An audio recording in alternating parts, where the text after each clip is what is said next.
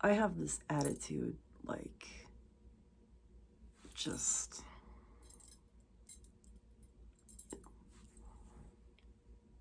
surrounds me. And it's, this attitude is like, these motherfuckers are lucky I talk to them at all. Okay, that's my attitude regarding my family, so it's kind of, they don't love it.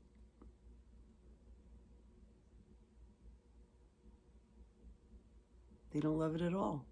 I don't love the things they've done to me in the past. I don't love that at all.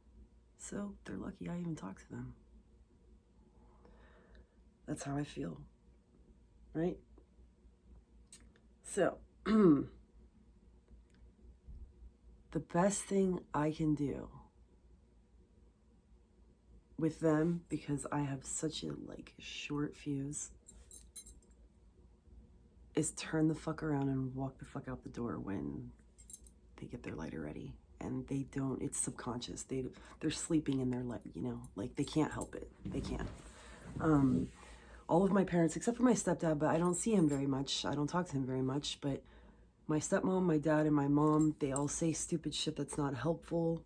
They say stupid shit that's hurtful. That's not my business. Shit I don't need to fucking hear. It just doesn't positively enhance my life in any way. So what the fuck, I'm not little Miss Problem Solver to this thing that they're bitching about. It just, there's no reason for it. And they all do it, right? And just turn around and walk the fuck away. That's like the smartest thing I can do for myself and the kindest thing I can do for them, right? I can't tell you how many times I've actually said either fuck you or called her some version of a bitch to my mother, okay? Not the woman who died recently, who was like a mother to me for, the last half of my life up to this point. In my early 20s, that's when mom started piecing the fuck out. And by mid-20s, it was just like, pew, who the fuck's that? Nobody knows. Different person. So, I'm in Kansas for a fucking funeral and to take my niece home. The funeral was for a very close friend's mother. I really love my friend, and I really loved her mother. And she had a pretty good relationship with her mom, and she knew her mom loved her. And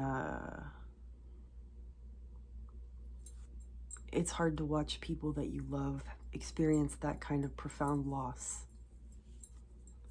It took me back to what it was like to try to be there for my fucking ex-boyfriend when his dad died.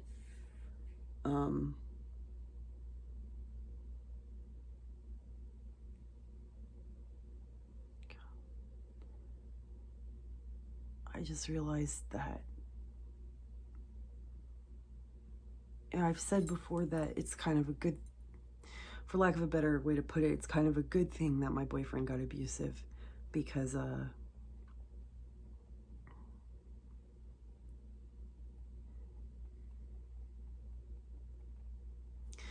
he got abusive, he ended up, he had to stay with his dad. He lived with his dad for like 6 months, right? And they spent that time together, and they wouldn't otherwise have, right? He didn't really see his dad much because his mother was, he said he just wanted to keep the peace, and he wasn't siding with his mom, but his mom was irrational about him spending time with his father. He didn't spend holidays with his dad at all. He didn't go over there and eat. He just didn't want to hear about it from his mom. And that was his way of keeping the peace of, I mean, I point blank asked him, why don't you ever do anything with your dad? And he's like, I don't want to upset my mother. Okay. So, yeah, him being the way he was with me is essentially why he had to go live with his dad. His anger spilled out into his behavior at his sister's house. He couldn't live at our flooded house for obvious reasons. So, him being abusive to me, did himself a favor in regards to the time he spent with his dad. And if he hadn't have been abusive to me, I would not have called my grandmother and asked her.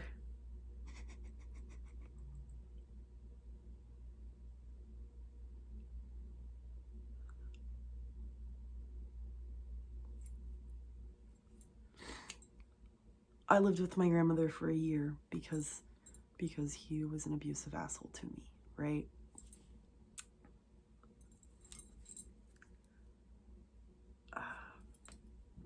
Sometimes I've thought,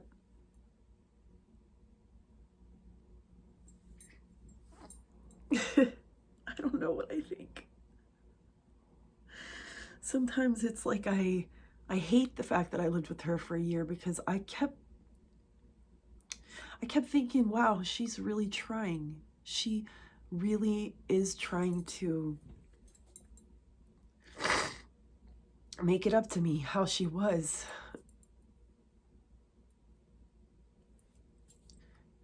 But that's why it was extra painful when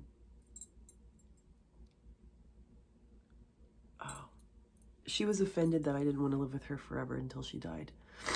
She didn't have to kick me out, but they did have to kick me out because ego, rich people, Capricorns, whatever you want to call it. I love Capricorns, I'm just saying.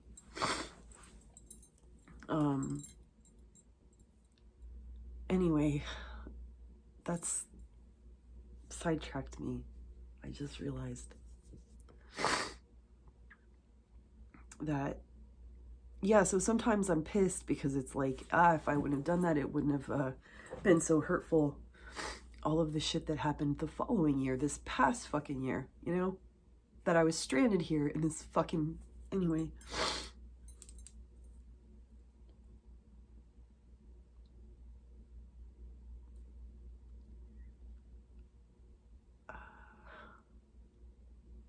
But it was also like, I don't know.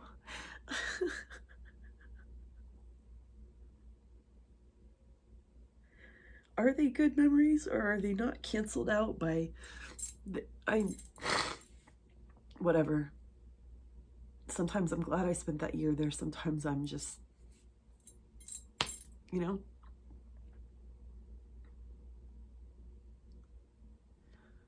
I tell you what, I don't even know what I was going to say before. But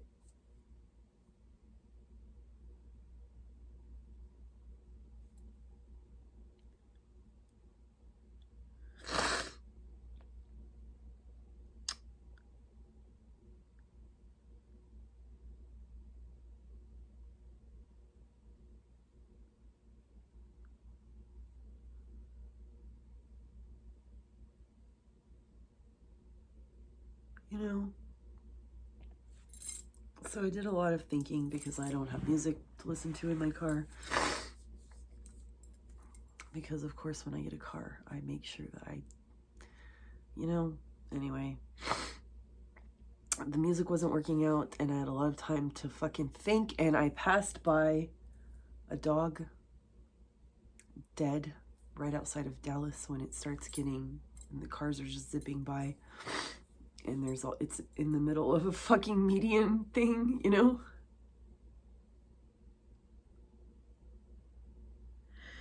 This beautiful dog, it kind of looked like a wolf, was dead.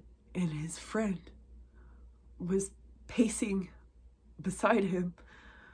And I was going too fast. And that's a pathetic excuse. There was 3 times where I thought I could stop now and turn around and I'd find him, you know? But I didn't because I'm a piece of shit. Just like the piece of shit who hit the other dog, how they didn't stop to comfort his little friend or whatever. I don't know. I didn't stop. And,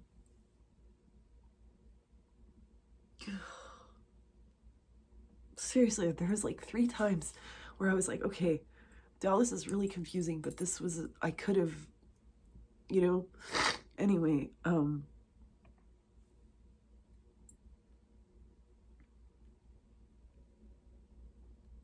that's what matters, man. Your little dog friend that's pacing back and forth at your side.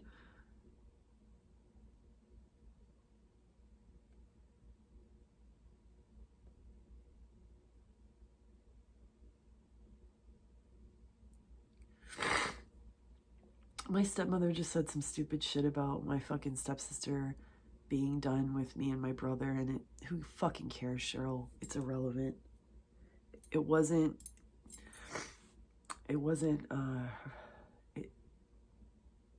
we weren't talking about anything to do with my stepsister.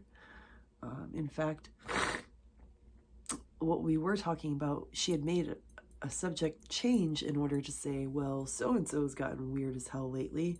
What do you mean, Cheryl?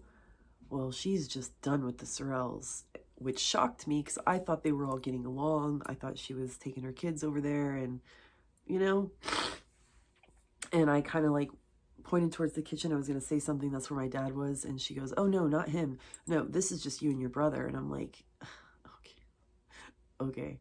So by Sorrells, you just mean the two that were part of my dad's first marriage then, huh? Okay. Because I think that's, my stepmother's always been kind of stupid with me. It's just varying levels of stupid. But even when we're getting along, and I'm not saying she's stupid, I'm saying she's been stupid with me. By saying stupid things like that, oh my God, I could give a fuck, but it would be really hard to give a fuck that my stepsister's done with me because we haven't spoken in years. I'd really have to summon that fuck up to care, you know? Like, it would just, I don't really think my brother would lose any sleep over it either, but I mean, whatever.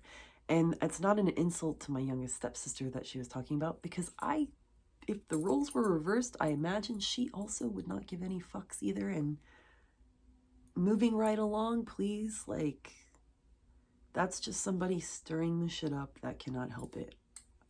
I'm not insulting my stepmom. She's just addicted to stirring up drama. She cannot help it. Some people can't. You know people like that, and you know you do. I'm just tired of it, though. I was able to, like, segue into something else that was a little more relevant. I mean, we'd been talking about my stepmother just...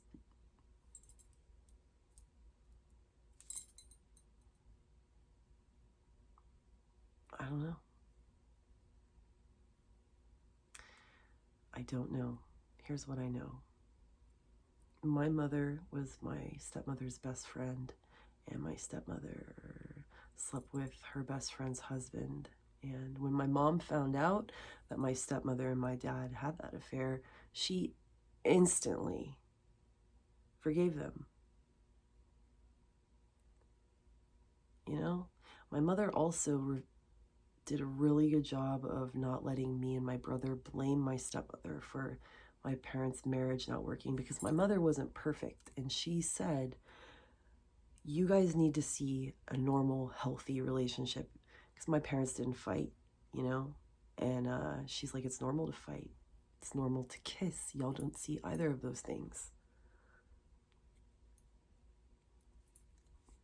My mom never talks shit on my stepmom. My mom kind of wants to beat my stepmom's ass now, but it's just because of, not just because of, as if it's a little thing, but they were best friends for a very long time, and they remained good friends for many, many years, and they both considered each other friends up until I got pregnant. And my mom's just like, you know, I think in her mind it was kind of like, I've really relieved you of your karmic burden of guilt, lady. You slept with my husband. You were my friend, my best friend. So maybe if you could be supportive to my daughter, your stepdaughter, I don't know, that might be kind of like you're scratching my back for me, like I scratched for you by fucking forgiving you when you had an affair with my husband. What the fuck, you know? Like, be nice to the daughter that I wouldn't let be a little shit to you. What the fuck? My dad would have another affair, and I would tell my stepmother, because I loved my stepmother. I was loyal to my stepmother. I have had some real nasty knockdown, drag out fights with my dad because of me defending my stepmother. So when she wants to get stupid, and say stupid shit out of nowhere with the kind of fucking crap I've got going on in my life right now that I've been dealing with the past 3 fucking years. It's just a touch pathetic, and no, not at all. The next day, she started to say something else that was just, and before she could get that fourth word out, I knew what she was going to say. And I literally said, I've got to go right fucking now. And I turned the fuck around, I walked out the fucking door, and I left right fucking then. I just can't. I can't. Because that is not my dog friend pacing beside my dead dog body. That's stupid. Insignificant nonsense. And I'm not going to deal with stupid, insignificant nonsense when things like dead dog friends pacing exist in the world.